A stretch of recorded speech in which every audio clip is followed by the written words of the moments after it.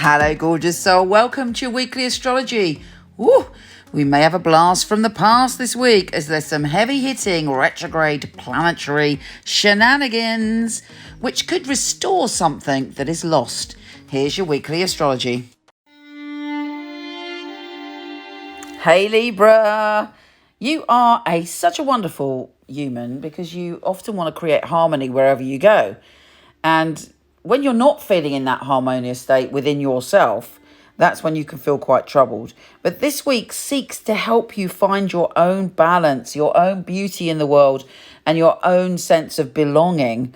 And, you know, that fabulous energy you give other people where you're trying to make everything okay? It's time to turn that within. And actually, you might be cast back to a situation in your past connected to your family, connected to sometimes thinking, oh, I want to be perfect. And if I'm not perfect, I won't be lovable. And nobody will give me that love. That is an illusion. You're healing a wound from the past connected to your family dynamics. And you're freeing yourself. I mean, for some people, actually, it's the opposite. You had the most divine, fabulous and loving childhood. And then you go out to the big bad world. And it's like, oh, this isn't what I was expecting. So whichever way round it was, this is different for you. This is allowing you to know that you don't have to be perfect to be loved, and to know that you deserve security. And if you feel that you're trying too hard, particularly, you know, a big theme for you that's been all year really is about your home and family. If you've been trying too hard to make something work that isn't working, you might find it that you're able, thanks to Pluto this week, to let go.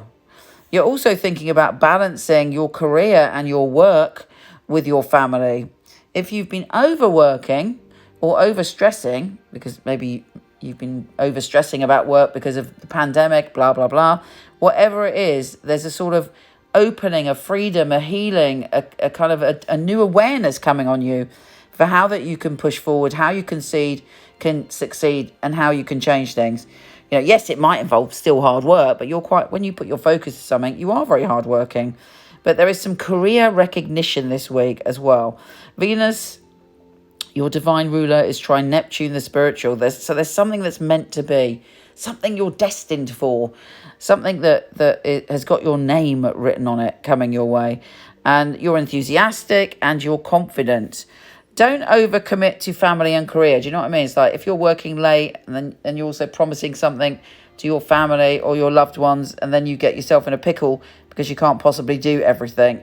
But just be a little bit careful of that. But you do have superpowers and strength this week, and there is a great healing coming to your relationships. And if something isn't working for you, as I say, thanks to Pluto, you're going to change direction. You're letting go and you're ending something and moving forward. And having the conversation you need to have to let go and move on and open up. But you do have all this wonder around you and opportunity. So whatever difficulties or whatever you've been scared of letting go of, whatever you've been sort of holding on to as a security blanket, this week that could change. Anyway, gorgeous, you take care and I'll speak to you soon.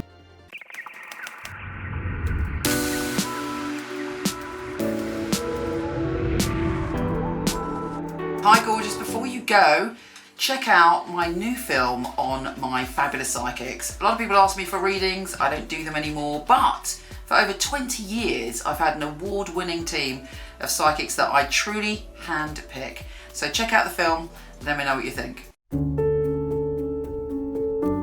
The purpose of a reading, I feel, is very much to inspire people and to empower people. It's about hope. It's about guidance.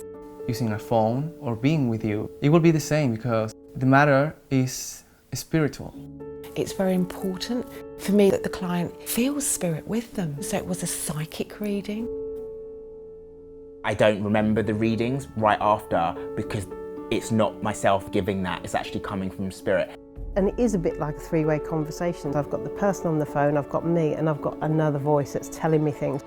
I even shock myself, things that I come up with, and I think, how did I get that? I'm channeling messages only for one purpose, to help people.